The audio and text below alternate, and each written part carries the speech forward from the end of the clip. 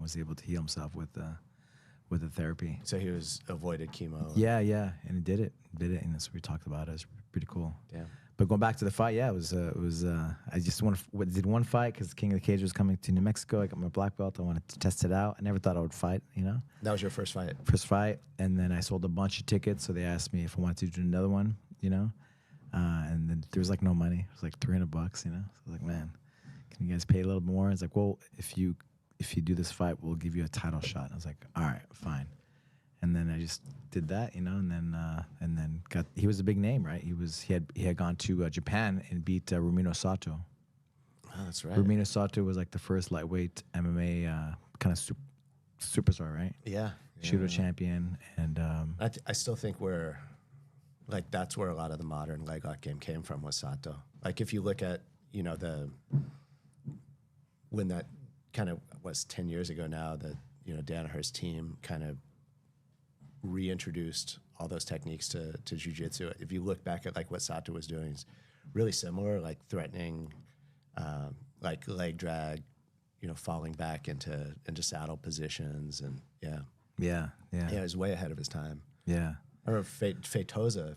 Do you remember that match where Sato had like a full highlight performance at some event in Canada? And then, it was a tie, right, or something like that. Yeah, I think Feitosa maybe won, or it was almost it was pretty. Yeah, that kind of negated the game a little bit, but remember Takanori Gomi? Of course, he was like the best fighter, top fighter in the world. But he made his name off of Rumina Sato, right?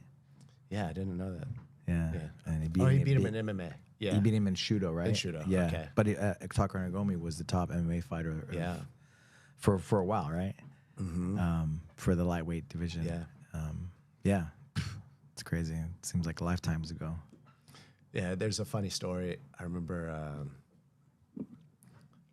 I think right after Nick Diaz beat Gomi, he gogo-platted him. You remember that match? Yeah. Yeah, and I think like Luke Stewart. I don't know if you remember Luke. Yeah, he of was course. a tattoo artist.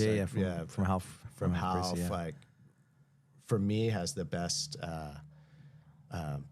John Wayne or knee lever sweep. Like, he was unbelievable with that. And then he did this like reversal from bottom side control. If anyone wants to like study those techniques, like I think watch Luke's match with Andre Galvao in MMA and see how effective that stuff was. We forgot, right? Andre Galvao fought MMA too.